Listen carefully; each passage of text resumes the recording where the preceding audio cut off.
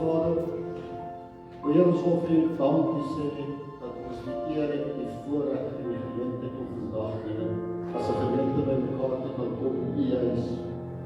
Heer, ons weet dit is 'n gebou, maar is 'n gebou van seëning. Heer, ons vat ons lig die naam in die gebou en ons weet soos die woord gesê het, soos ons U oprig, so sal die mense nader trek. Heer, ek bid dat U elkeen wat vandag hier so sal seën. Heer, U ken elkeen se behoeftes, U weet wat elkeen nodig het. Ek bid dat U sal voorsien en hulle wat sal lei en kry wat hulle nodig het. Heer, die wat op vakansie is, die wat weg is, dat ons dan die saam met hulle op die pad sal wees, dat U hulle sal beskerm, sal bewaar, en dan dat hulle tyd is om terug te wees, sodat U hulle saam met ons sal doen. Heer, ons wil ook vir al mense wat verjaar, dat U hulle sal seën, dat U hulle sal versterk, en die jaar wat voor lê vir hulle. Vir die wat siek is, Heer, wat ons rykheid, ons sê, raak met Heer, want ons weet daar waar U ingryp, daar sal gesondheid. Vir die mense aan die dood afgestaan het, Heer, ons bid vir hulle, ons weet dat U saam met ons, ons weet dat U hulle bemoedig, dat U hulle versterk. Seën hulle ook in die tyd, Heer, ek wil ook verstaan, die tyd op die aarde is kort, Heer, ons is wat die, soos hulle sal sê, voetgangers wat verbyloop, maar die ewige lewe begin eers nadat ons weg versterk.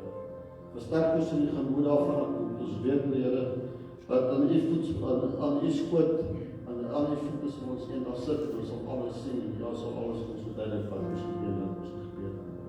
Sê met voorsangers, Here, alles wat ons hier in die kerk doen, is die ere vir U. Van die woord van Ton, maak ons oor en gedagtes op, dat ons sal verstaan, en wat daarvolgens sal lewe. Ons bid alles wat ons het verdien, maar in die groot en heilige naam. In Jesus naam, amen.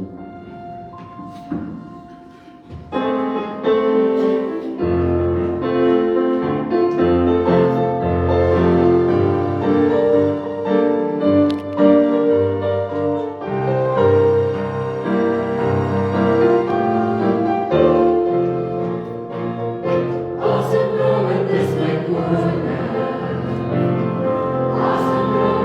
die werke van sy hand,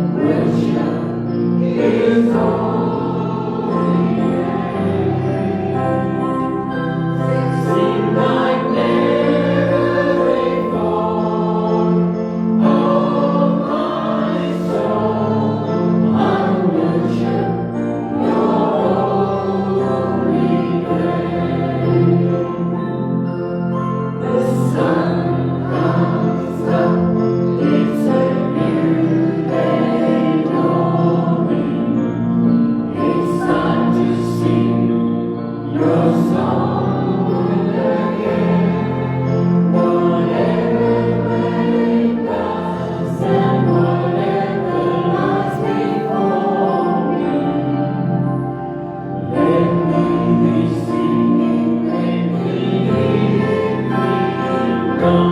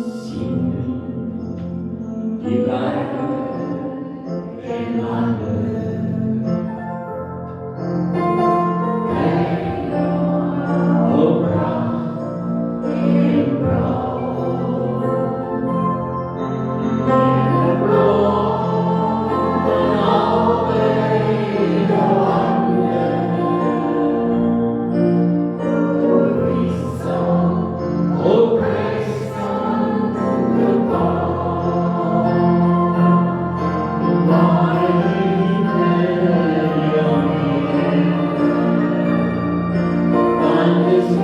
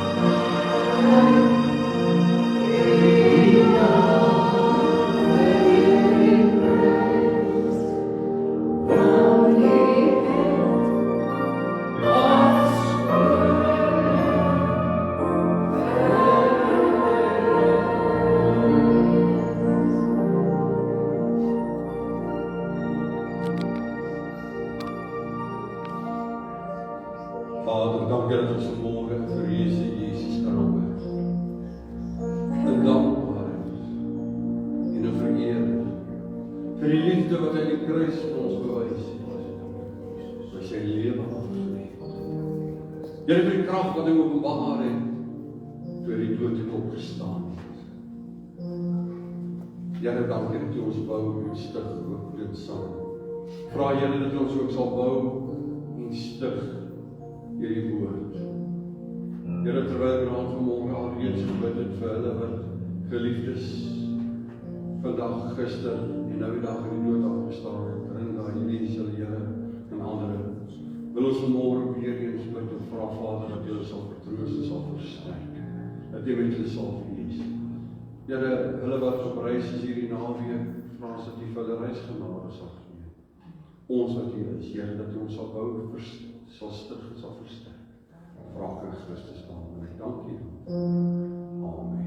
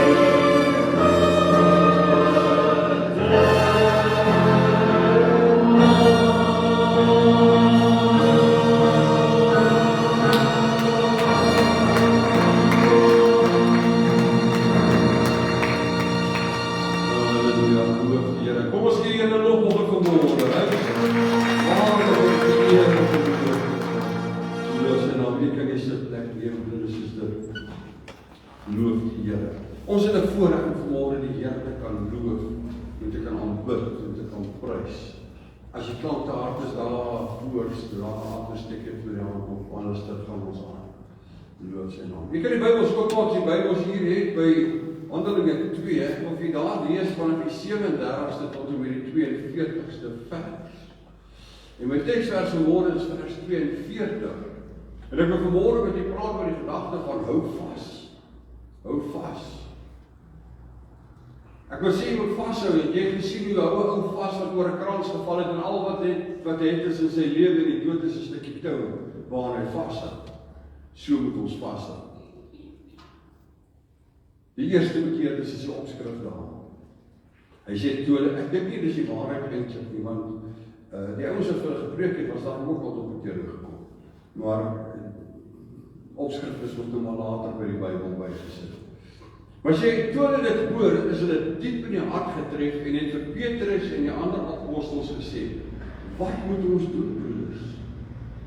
En Petrus sê vir hulle, bekeer julle en laat elkeen van julle gedoop word in die naam van Jesus Christus tot die vergifnis van sondes en julle sal die gave van die Heilige Gees ontvang. Want die belofte kom julle toe en julle kinders en almal wat daar ver is. Die wat die Here se onsse God kom te sal roep. En met baie ander woorde het hulle besweer en vermaan en gesê, laat julle red uit hierdie verkeerde geslag. En die wat in sy woord met blydskap aangeneem het, is gedoop. En daar is op daardie dag omtrent 3000 siele toegebring. Nou kom vers 42, en hulle het volhard in die leer van die apostels, en in die gemeenskap, en in die breking van die brood, en in die gebede. Hy haal 'n paar punte hier uit, en ek wil nou nie vanmôre oor almal praat nie, maar ek sal dalk so van hulle aanraak. Hulle het volhard, hulle het aangehou in die leer van die apostels. Dis waarmee hulle aangehou. Weet dit wat die apostels het geleer het? En in die gemeenskap.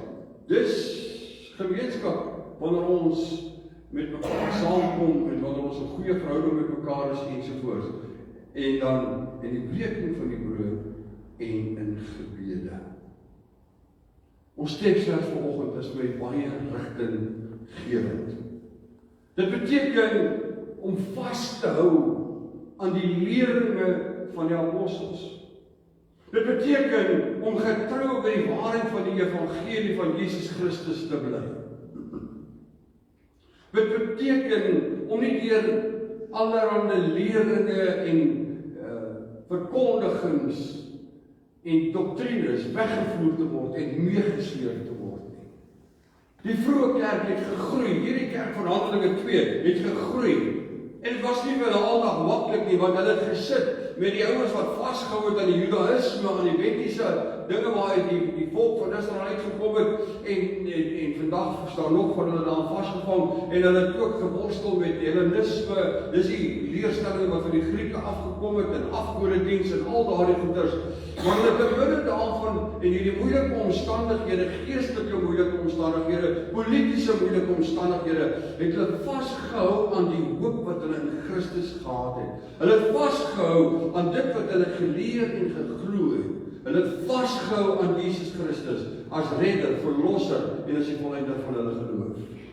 Hulle het hulle nie van koers af laat bring deur allerhande godsdienstige en afgodediens van hulle tyd nie. My broer en my suster, as ek dit sê vanmôre, dan wil ek vanmôre vir julle sê ek is baie bekommerd.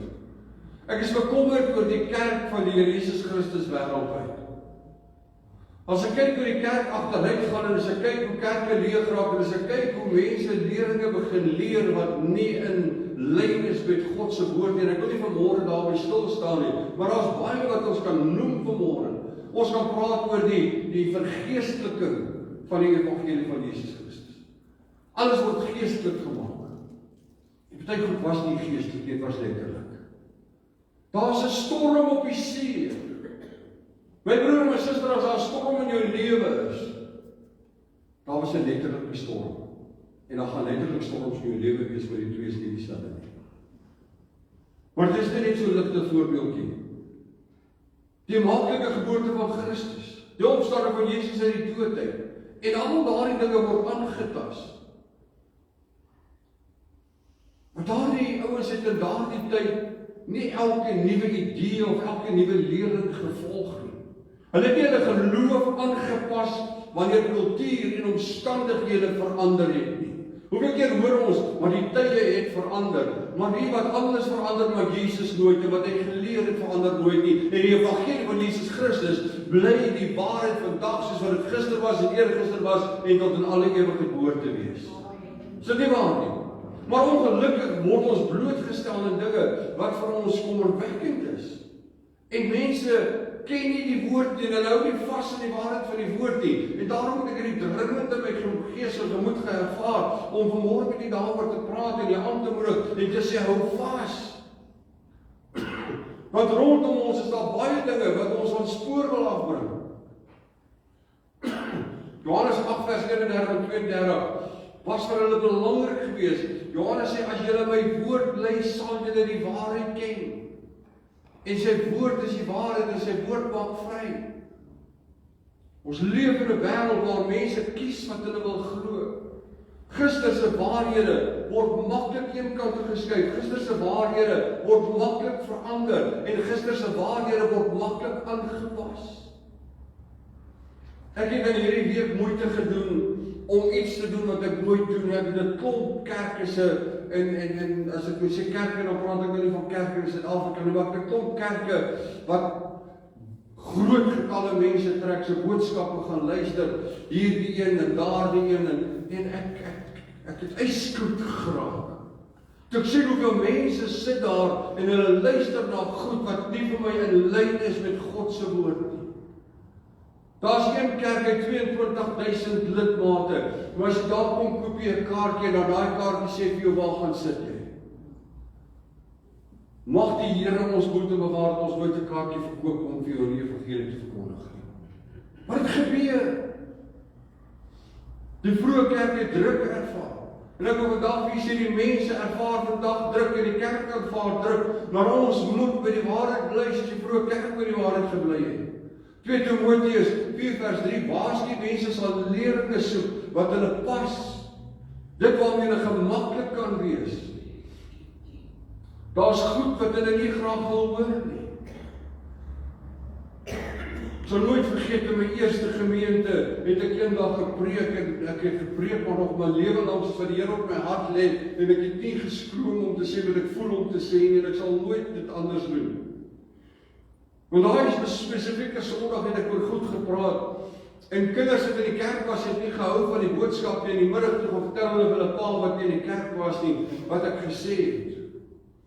En dan die maandagmôre maak hy 'n afspraak met my en hy kom sien my. En hy sê vir my, nooit weer sal jy dit in hierdie kerk preek nie. Ek sê, waarom nie? As die Here vir my 'n woord op die hart gelê het en dit is 'n lyn met die Bybel sal ek dit preek.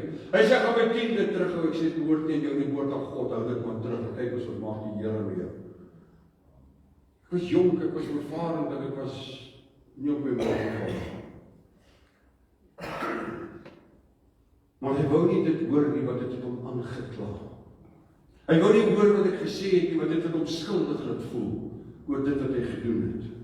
Ons leef in 'n wêreld en in 'n tyd waar daar ook baie opinies en baie stemme is en baie nuwe waarhede is. Jy weet, dis baie interessant as jy mense wil kyk en ek is lief altyd om te gaan kyk na navorsing, maar wanneer ons gaan kyk na navorsing, dan praat ek van goed wat bewys kan word, goeders wat wetenskaplik empiries bewys kan word, dan sê dit daar's duisende verskillende godsdienste en geloofstelsels oor hierdie wêreld. Dan word bereken dat daar selfs meer as 4000 verskillende geloofstelsels is. Mense soek, mense wil behoort en mense wil glo en dan gryp hulle maklik na verkeerde leringe om verskeie redes of verskillende redes. Matteus 24:24 waarsku. Dit waarsku ons, net soos wat dit in die vroeë kerk gewaarsku het, dat daar baie misleiding sal wees, misleiding wat deur mense gaan kom. Valse profete, valse leraars.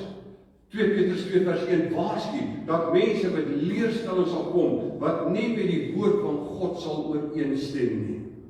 Dit gebeur in ons universiteite, dit gebeur in ons kerke, dit gebeur in ons midde. En daarom moet ons moet vashou aan die waarheid. Matteus 7:15 waarsku teen valse profete en teen valse leraars. En die Here weet daar is baie van hulle vandag en ons moet met onderskeiding luister. En ek wil vandag vir julle sê, as jy wil luister na 'n boodskap op Facebook of op internet of op YouTube of waar ook al, maak seker dat jy weet die persoon na wie jy luister praat wat in God se woord staan. Ek sê nie vanmôre ons mag nie na ander mense luister nie. Ek sê maak net 'n keuse om na die regte boodskap te luister. En daai keuse kan jy alleenlik uitoefen. Kan ek alleenlik uitoefen as ons die waarheid van God se woord ken en ons staan by die waarheid. Galasiërs 1:8 waarsku dat daar diegene sal wees wat die evangelie van Jesus Christus sal wil verander. Ons sien dit in ons universiteite. Ons hoor dit. Ek het daar gesit waar ek geluister het na wat mense sê en dan dink ek, Here, hoe kan hulle dit in lyn bring met die woord? Maar dit word van ons kinders geleer. Kom Jakobus en hy waarsku vir ons, Jakobus 1:22, teen die gevaar van selfmisleiding. Met ander woorde, wanneer mense dink en glo, hulle is reg en hulle bely en leef nie die waarheid van dit wat dit beteken om reg te wees nie. Baie mense wat met 'n valse gerusheid loop. Hulle sal maklik as in die dag by 'n kerk kom, sal hulle saam sing, dit laat my lekker sing, want my sonde is vergewe en ek gaan vir ewig lewe. Maar as jy gaan kyk, dan wonder jy, is daar werklik 'n verhouding met die Here? En dis nie dat ek oordeel nie, dis net die realiteit. Dis nie die realiteit. Ek kom op 'n begrafnis van 'n man wat ek nie geken het nie. Hulle het my gevra, sal ek help met die begrafnis? Hulle kry nie iemand om begrafnis te doen nie. Ek sê, ek sal die begrafnis vir julle doen. Dis reg, is 'n geleentheid om vir mense te vertel van Jesus. En ek kom by die begrafnis, en hulle speel jou nie dat doen presies 'n liedjie. Wat sê ek is nou in die hemel? Maar net voordat die diens begin het ek met hierdie man se kinders gepraat. En ek sê, vertel my iets van julle pa, ek wil begrawe, ek wil daarom nie voor staan en klink soos iemand wat absoluut niks van hom geweet het nie. Dan sê, wat kan ons van ons pa sê? Hy was 'n te mens, en die van nie wat het al gehoor het dat ek het sê. Hy was 'n te mens, ek sê, wat moet julle met te mens? Nie, hy het te veel gedrink, hy het te veel gevloek, hy het te veel rondgeloop, hy het te veel met vrouens gevoed, hy het te veel, en alles wat hulle noem is verkeerd, ek sê, stop. Dat ons nie verder gaan nie. As dit sy getuienis is, en dis die gedagte wat deur my gaan, toe ek luister hoe hulle liedjie speel, ek is nou in die hemel. Dis nie vir my versoenbaar met die evangelie van Jesus Christus nie. Hy sê, stry hard van die pad is nou, en die poort is nou, en is nie elkeen wat sê, Here, wat sal ingaan. Hy sê, dra die vrug wat by die bekering was. Volle waarheid is nodig, en ons moet met onsself eerlik wees. Misleiding is gevaarlik. Dit kom dit lyk soos die waarheid, maar dit trek jou stadig weg van die Here, en dit vat jou weg van die waarheid, en ons moet nie 'n valse gerusheid in ons lewens hê nie. Want dit laat jy voel, ek is reg, terwyl jy eintlik moet werk aan jou verhouding met die Here. Wees onderskeidend, wees versigtig, wanneer die gesag van die Bybel in twyfel getrek word, of gereduseer word, of verminder word, of nie hoog genoeg geag word nie, dan wil ek vir jou sê, moet jy op 'n punt kom waar jy sê, wow, hiermee kan ek nie saamgaan nie, want die woord van die Here, hierdie Bybelboek is die hoogste gesag wat ons het. Amen. Ek het 'n oom geken, in Charles de Proe, hy is ook al oorlede. Hy het 'n Bybel op sy lesenaar en sy besigheid in die kantoor gehad. Jy sal nie 'n pen of 'n paperklip of 'n ding op sy Bybel sit nie. Hy sal sê, wow, dis die woord van God daai. Dis miskien 'n dooie letter op papier, maar wanneer ek hom oopmaak en ek lees hom, dan is dit kragtig, dan is dit waarheid, en die Gees van God maak dit lewend, ek het respek vir wat daar staan. En daai respek bewys dat jy sit niks op daai Bybel. Dit was om Charles. Wie wat jy sal dit sien, wanneer die woord en die evangelie wil daarby gevoeg word. Ons het nie Jesus plus nodig nie. Wanneer mense kom en sê, jy moet dit en jy moet dat. Nee my broer, my suster, wees versigtig. Ons het Jesus nodig. Ons het die reddende genade wat daar in Christus is nodig. Ons het nie nodig om iets by te voeg nie. Net wat die skrif sê is genoeg. Jy sal dit sien wanneer die woord en die evangelie by kultuur en veranderde lewensomstandighede aangepas word. Ons verander van 'n land, en ek wil nie politiek praat nie, maar dit is die realiteit. Ons verander van 'n land wat godsdienstig georiënteerd was, nie dat ek weet of ons regtig so 74% op daardie stadium werklik Christene was nie, wel mense wat identifiseer met die Christendom. Maar ons verander van 'n land wat 'n sekulêre land word, en ons begin wetgewing in hierdie land kry, en dis 'n land wat 74% of meer Christene het, maar 'n klein groepie kom, en hulle verander ons wetgewing in hierdie land, om 'n direkte botsing te wees met dit wat die woord van God leer, en wat maak u en ek? Wat maak ons? Ons moet vashou, my broer en my suster, aan die waarheid. Jy sal dit sien, dit word aangepas. Jy sal dit sien wanneer daar nie meer gepraat word van sonde en van bekering nie, wanneer daar 'n evangelie verkondig word, waar mense veilig en heilig voel, sonder dat hulle veilig of heilig is.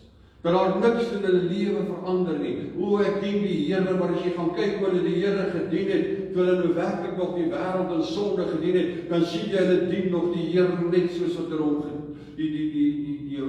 wêreld en sonde gedien het. Daar was nie 'n hartsverandering nie. Daar was nie 'n denkverandering nie. Wat beteken bekering? Bekering beteken as jy dit direk in die Grieks vertaal na die Engels en dan sê, it's to think differently, it's a change of mind.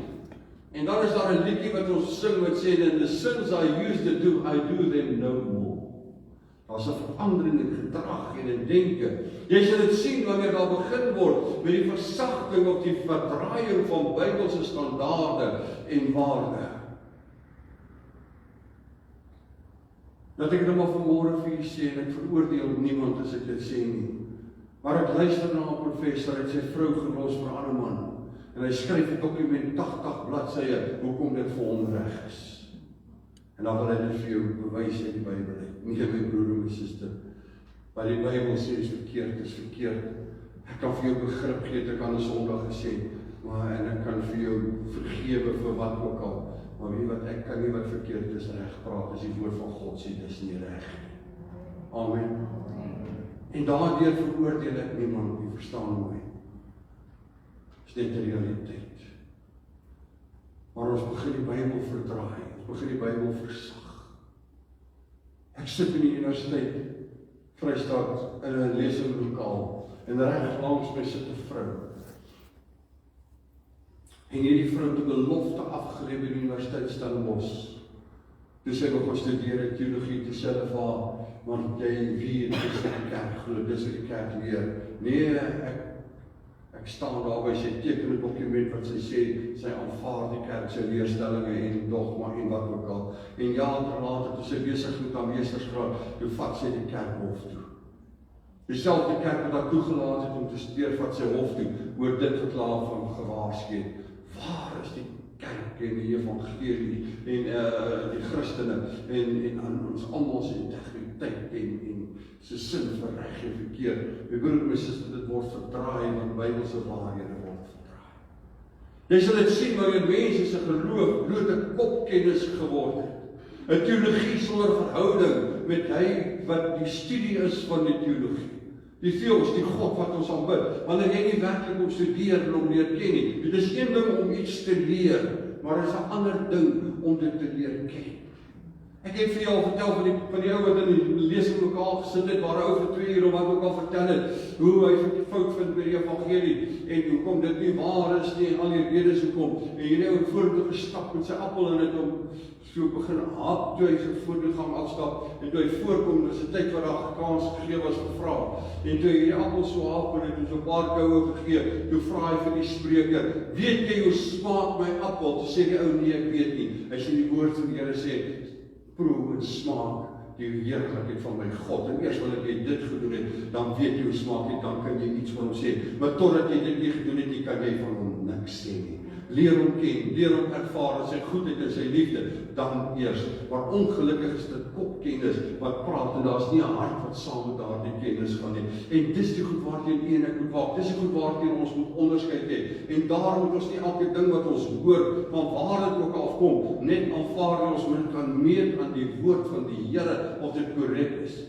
Het jy geweet, een van die redes hoekom 'n gemeente 'n kerkraad moet hê, is dat hulle kan seker maak dat dit wat die ou wat verkondig en preek, die waarheid verkondig. Nou sê ek net dit, as die kerkraad nie die woord van die Here ken nie, en hulle het 'n verhouding met die Here nie, dan raak dit ook problematies, want hoe gaan hulle seker maak dat die evangelie word suiwer verkondig? Jy sal dit sien wanneer die evangelie en die aktiwiteite van 'n kerk of 'n gemeente begin handel net oor menslike welstand en mense se emosies, en mense se omstandighede. Met ander woorde, dit raak mensgesentreerd, eerder as om Christus-sentries te wees, eerder as om gefokus te wees op die Here Jesus Christus en die prys wat hy betaal het en die waarheid wat hy vir ons kom vestig het en die hoop wat hy vir ons kom bring het. Dink is Matteus 4:24 wat sê, wat hou vas aan daardie hoop. Hou vas aan daardie hoop. Ek wil dit vir julle lees, dit is 'n pragtige teksvers. En ons moet vashou daaraan en die hoop beskaam, dis hierdie boek van Romeine. En ek moet weet, my broer en my suster. Nou die Bybel sê vir ons, daar in Korintiërs 12, hy sê, kom ek wys julle uitnemender weg, 'n beter weg. En dan gaan hy na 1 Korintiërs 13 toe en hy kom by die laaste vers. Hy sê, en dan is daar geloof, hoop en liefde. So belangrik is hoop. En luister wat sê hierdie teksvers.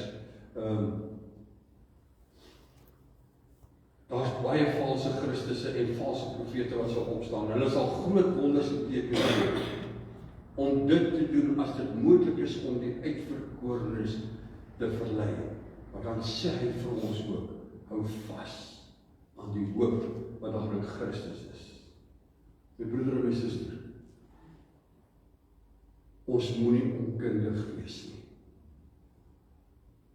Ons sal weet, wanneer mense nie meer gefokus is op Jesus Christus nie, dat hulle van die waarheid en die weg en die lewe wat daar in Christus is, afgewyk. Christus is die sentrale punt van ons geloof. As hy nie opgestaan het in die dood het, die sit ons te vergeefs vanmôre hier, dan bid ons te vergeefs. Ek het al mense gesê, maar weet wat, as Christus nie in die dood het opgestaan het, dan kan ons op 'n Sondag almal iewers by 'n dam gaan sit en jy kon jou boot gebring het en jou spies, ek sou visstokke gebring het, ek het nie, maar ek sou geleer, nee ek ken, anders het ek geleer, maar ons sou vis gevang het en ons sal al daai goeders gedoen het elke liewe Sondag. Maar nou doen ons dit, ons doen dit op ander tye en miskien geniet ons op ander dae, maar ander tye, maar die feit van die saak is dit, dat ons dit nie nodig gehad het om kerk te kom nie. Dit sou te vergeefs gewees het. 1 Timoteus 4:1 waarsku dat sommige van die geloof afvallig sal word en hulle sal wegval van die waarheid, hulle sal wegdwaal van die waarheid en Jesus is die weg en hy is die lewe en hy is die waarheid en daardie deel te sê ook vir my, hulle sal wegdwaal van Jesus Christus af. Argumente is baie keer en dikwels tye het verander, bedoelende dat die woord in die Bybelse waarhede moet aangepas word. Nee man, ons pas die woord by niks aan nie. As jy en ek, my broeder en my suster, nie kan aanpas by die woord nie, dan het ons 'n probleem. Maar ons pas nie die woord aan om by ons denke en ons wense aan te pas nie. Ongeag wie jy is en wat jy is. Wat eers verkeerd was, word skielik geregverdig en verdedig of selfs geïgnoreer. As jy in 'n plek kom waar dit die realiteit is en jy het ongemak daaroor, dan wil ek sê jy moet dit ondersoek, want jy het rede om ongemak te hê daaroor. Louheid en geestelike louheid neem toe. En wat is die gevolg daarvan? Mense bid minder en mense leef minder toegewy en mense het nie meer 'n honger na die woord nie, het nie meer 'n honger na die evangelie van Christus nie. Die afval en die terugval begin nie wanneer mense op die kerk ophou glo nie. Die afval in die begin wanneer hulle nie meer vashou aan die waarheid nie. Wanneer jy nie meer vashou aan die waarheid nie, waaraan hou jy vas? En ons moet vashou aan die waarheid en dit is baie belangrik, dit is lewensbelangrik om vas te hou aan die leringe van die apostels. En ek wil nie vanmôre al daardie leringe in detail sê nie, maar die vroeë kerk het volhard in die leer van die apostels. Dit sê ons teksvers vanmôre. Dit was nie opsioneel nie, dit was nie onderhandelbaar nie. Dit was belangrik en dit was lewensbelangrik en dit is belangrik vir hulle behou en dit is vandag nog belangrik vir u en my onthou. Die probleem is nie iets wat ons het of die probleem is nie dat ons nie iets het om aan vas te hou nie. Ons het die woord van God om aan vas te hou. Ons het die leiding van die Heilige Gees om aan vas te hou. Ons het die hoop wat daar in Christus is om aan vas te hou. Dit is nie dat ons nie iets het om aan vas te hou of te groei nie. Ons kan maklik enigiets word en wees as ons nie vashou nie. Ons sal geestelik onstabiel raak. Ons sal mense word soos wat Efesiërs 4:14 sê, mense wat rondgeslinger word deur elke lering. Maar ons word nie rondgeslinger nie, want ons hou vas. Die apostels se leringe wys altyd na Jesus as die gestuurde van God, die gesalfde van God, die seun van God, die redder, die verlosser en die zaligmaker vir die mens, die gekruisigde en die verheerste Jesus. Ek het in my lewe in 1980 het ek die eerste keer hierdie lied Ware Liefde gehoor.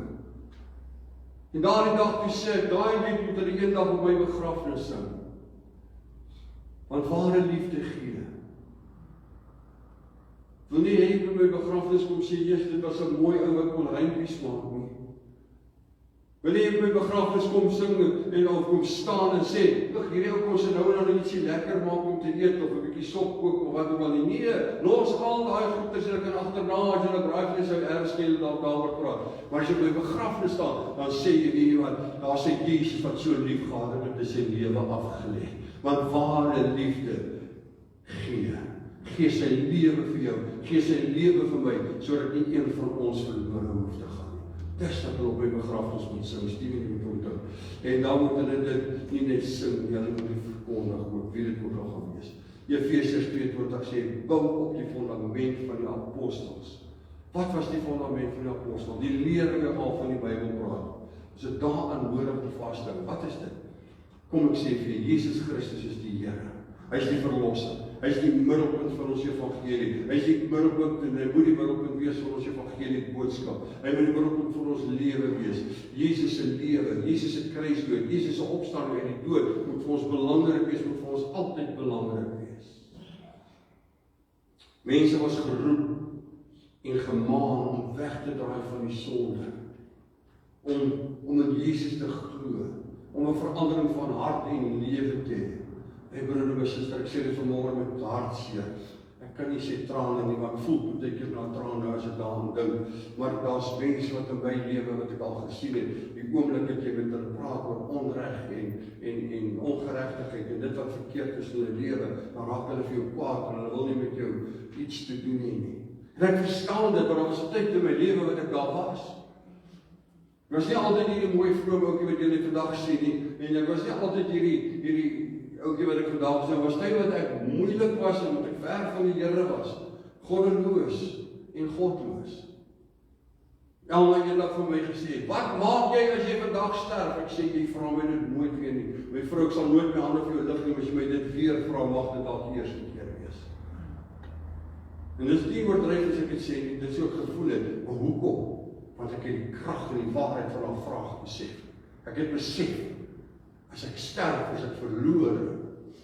Weet ek het in hierdie week wat verby is vir klompie studente gesê, moenie dink nie, ek kan vir jou 'n klomp teksverse wys en sommer so 3 vinnig uit Openbaring wat vir jou sê dat die hel is 'n werklikheid.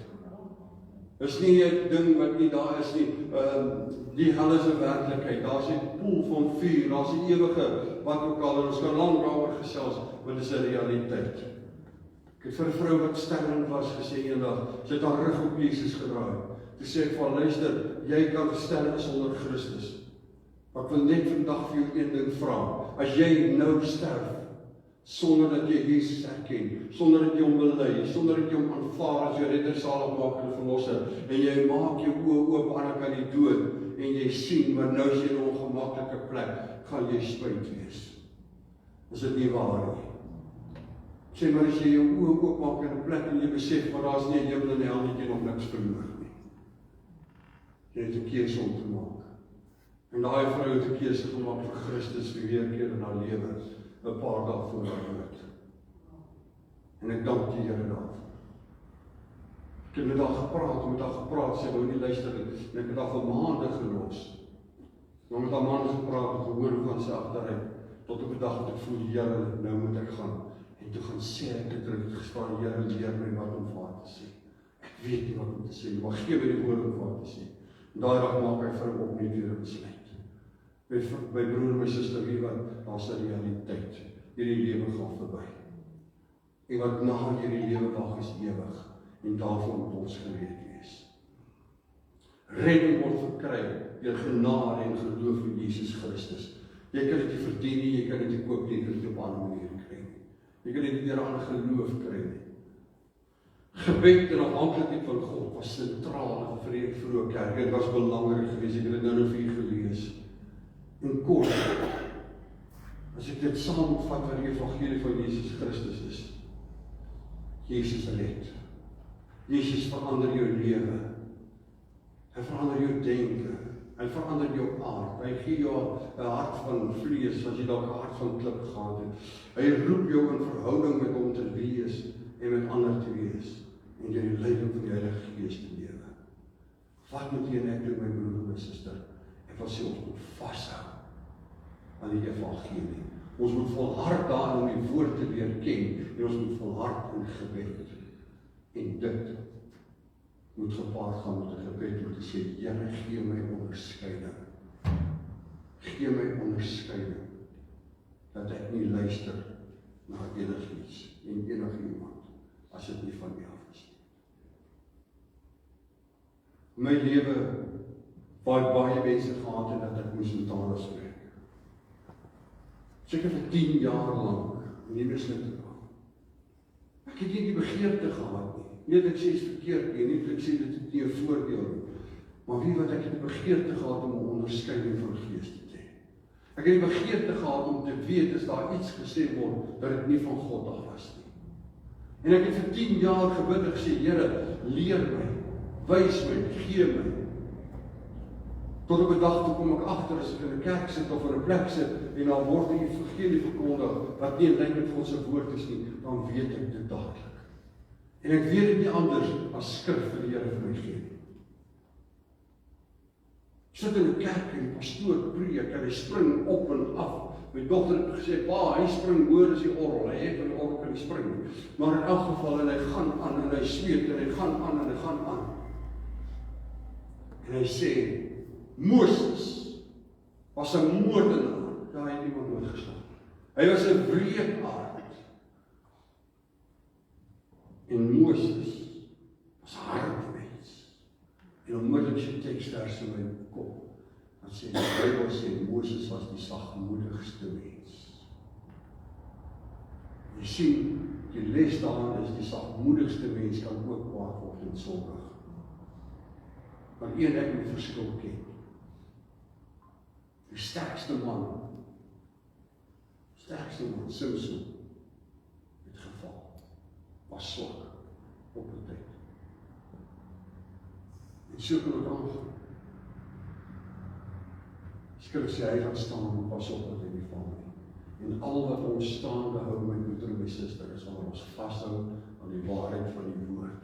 En as ons die woord ken, dan kan ons onderskeid maak wanneer iets nie van God af is nie. Of wanneer iets nie in lyn is nie. Ek sê nie die pastoor is 'n valse prediker of iets nie. Ek sê net hy ken nie die skrif heeltemal nie. Of hy het nie seker gemaak. Niemand van ons ken nie die skrif ten volle nie. Maar die feit van die saak is net, wanneer jy iets vir die kansel af sê, moet jy seker maak wat jy sê is in lyn met God se woord. Ek het nie iets daarvan gemaak, ek het ook nie vir dit gaan sê nie. So kan ek hier baie voorbeelde noem vandag. Wat ons as mens sê, wette wat ons maak. Maar ek wil môre vir jouself vas in die woord van die Here, want die dae en tye waarin ons leef is boos. En daar's baie stemme wat opgaan met baie verskillende boodskappe. En jou vyand loop ons in die lewe en hy wil kyk hoe kan hy ons verslind en uit mekaar uitjag. En hy kom soos 'n engel van die lig en hy bring vir jou goeders wat jy dink is aanvaarbaar en hy bring vir jou goed wat jy dink is korrek, maar hy bring vir jou goed wat jy dalk dink is reg. En al hoe jy gaan weet is van die Heilige Gees, jy daar patent maak, dis nie reg nie wanneer jy die woord van God ken en kan sê wat is nie reg. En daarom wil ek vandag vir jou vra, my broer en my suster, hou vas. Hou vas. Kom ons bid saam. Vader, dankie. Dankie Here dat ons weet, soos wat daardie ou oortjie gesê het, geloof kan nie. Dat ons op geloof in Christus kan staan en kan weet ons sal nie wankel nie. As ons vashou aan die hoop wat daar in Christus is. As ons vashou aan die waarheid van die Bybel. As ons vashou, Here, aan die leringe van die apostels. Here, ek vra vandag dat ons daaraan sal vashou. Dit was nie die lering van mense, die hulle het geleer, die Heilige Gees hulle gegee om te leer. Hulle het hulle geleer dit wat Jesus vir ons kom doen het. En Here gee dat dit ons boodskap sal wees, en dat dit ons lewe sal wees, en dat dit ons behoud sal wees. Ek vra dit vandag, Here, nie net vir hierdie mense en hierdie gemeente nie, ek vra dit nie net vir hierdie gemeente nie. Ek vra dit vandag vir die liggaam van Christus Jesus. Ek vra dit vandag vir die kerk van die Here Jesus Christus. Dat jy ons opreg sal hou, dat jy ons suiwer sal hou, dat jy ons sal help, Here, om in lyn met die woord te leef, en preek, en te praat, en te leef, en daar te staan. Ek vra dit vandag in Christus Jesus naam. Amen. Kom ons staan en sing ons saam.